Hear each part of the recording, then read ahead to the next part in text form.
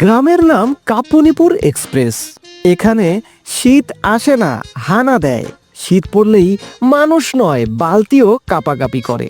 আর এই শীতের সবচেয়ে বড় শিকার এই গ্রামেরই তিন পণ্ডিত। নিজেকে মনে মনে বিজ্ঞানী ভাবা ঝাক্কাস, নিজেকে অভিজ্ঞতার হাড়ি মনে করা পাদুমামা, আরেকজন হচ্ছেন দুখু চাচা, দুঃখের ডিপার্টমেন্টাল স্টোর।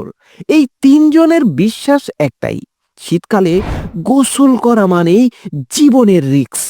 বিজ্ঞানী ঝাক্কাসের সবচেয়ে বড় আবিষ্কার, শীতের দিনে কিভাবে গোসল না করেও পরিষ্কার থাকা যায়।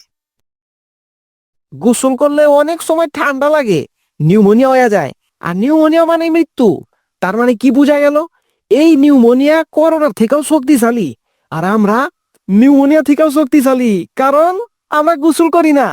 তাই আর নয় গোসল, অনলি পারফিউম। কিন্তু ভাইনা, গোসল না করলে তো শরীর দেওয়া 2 দিন পর কুত্তা পচা গন্ধ করবো। আরে মামা, এই জন্যই তো সবাইরে কইতাছি, শীতের দিনে নো গোসল, অনলি পারফিউম। আমরা যখন গোসল করব না, তখন শরীর দিয়া গন্ধ আসাটাই স্বাভাবিক। এর লেগে আমরা বেশি বেশি পারফিউম ব্যবহার করুম। তাইলে পারফিউমের গেরামে শরীরের কুত্তা পচা গন্ধ ডাইকা যাইবো। ওহ, এই পারফিউম দিয়া গন্ধ না হয় ডাকলাম, কিন্তু পরিষ্কার পরিচ্ছন্নতার তো একটা বিষয় আছে ভাইস্তে। সেইটা অবশ্য ঠিক চাচা, তবে সবসময় একটা জিনিস মনে রাখবা, মনের পরিচ্ছন্নতাই বড় পরিচ্ছন্নতা। বাইরের পরিচ্ছন্নতা কিচ্ছু আসে যায় না। আর জীবন বাঁচানোর থেকে পরিচ্ছন্নতা কি বেশি ইম্পর্টেন্ট?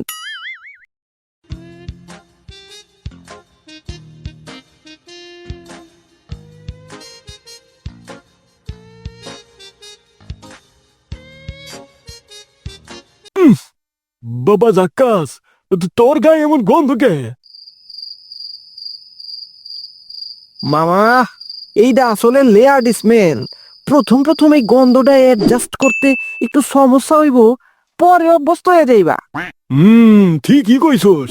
আমগো সময় শীত এত ভয়ঙ্কর ছিল যে মানুষ গোসল করলে মইরা যাইতো। আমি তো ভয়ে গোসলই করতাম না। 1998 সালে একবার গোসল করছিলাম, তারপরে 2005 সালে ওই ভুলে একবার গোসল করে হালাইছিলাম। পরবর্তীতে গোসল করছিলাম 2012 সালে, তাও ওই বউয়ের বোকানি খাইয়া। তারপর আল্লাহ ভরসা। তবে ভাইনা, আমি গোসল না করলে কি হইব? আমার কিন্তু আমার মন পরিষ্কার। ওহো, কিন্তু বিয়াই, মন পরিষ্কার তো বুঝলাম, কিন্তু শরীরের কি হইব? আরে বিয়াই, শরীর তো বাইরের জিনিস। ওহো, হ্যাঁ বিয়াই, ঠিকই কইছেন। শীত আসলে আমিও গোসল বিরোধী হয়ে যাই। গতকাল কি হয়েছে জানেন? ওহো, কি হইছে? চলেন ফ্ল্যাশব্যাকে গিয়া দেখি। এই, গরম পানি করছি, যাও গোসল করো। রাইতে তোমার ঘামের গন্ধে তোমার সাথে ঘুমাইতে পারি না। কি, এই শীতে গোসল? ওহো, না রে বাবা, আমি গোসল করুম না। গোসল করবা না মানে? তুমি গোসল করবা, সাথে তোমার বাপেও গোসল করব। ওহো, গরম পানি করছো কে? গরম পানি দিয়ে গোসল করলে নাকি মাথার চুল টুল সব পইরা যায় শুনছি।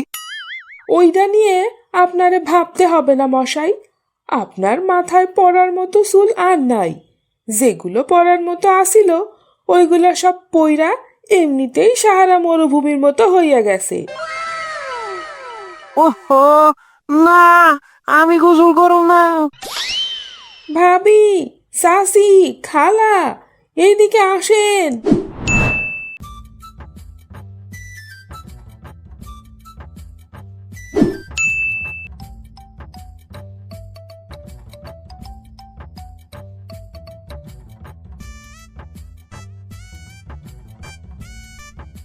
আরে বিয়াই, আপনার কষ্টের কথা হই না, খুব খারাপ লাগতাছে। তারপরে কি আপনি গোসল করে ফেলাইলেন? ওহো, কি যে কর না বিয়াই, এই দুখুমিয়া হারার পাত্র না। তাই নাকি বিয়াই? কি করছিলেন তারপর?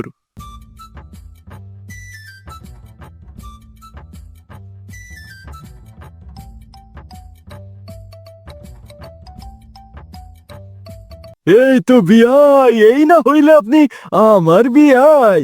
আরে মামা দেখতে হইব না চাচা ডাকার। শীত শেষ না হওয়া পর্যন্ত আমরা কেউ গোসল করুম না। ইয়েস, এইটা আমাকে ঐতিহ্য। ওহো, শুধু ঐতিহ্য না বিয়াই, এইটা আমাকে ডিভিশন।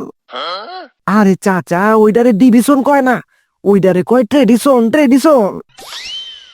শপথ, আমি শপথ করতেছি যে শীতের দিনে কোনোভাবেই গোসল করব না, কারো কাছে মাথা নত করব না, সালাম দেখলেই মুখ ঘুরিয়ে নেব, বালতির দিকে ভুলেও তাকাবো না।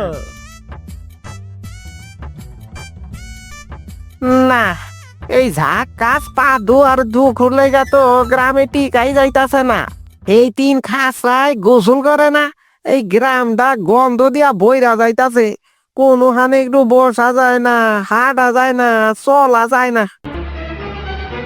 আর আমার বউ গতকালকে নদী থেকে গোসল কইরা ফেরার পথে দুকুর গায়ের গন্ধে নাক দিয়ে ঢুইকা বমি করতে করতে আমার বউটা শেষ।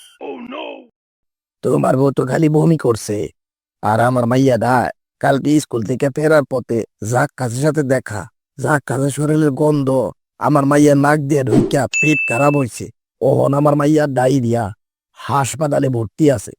না না না না, এর একটা বিহিত করাই লাগবো। বিহিত তো করতে হবে বুঝলাম, কিন্তু কেমনে করবা বিহিত?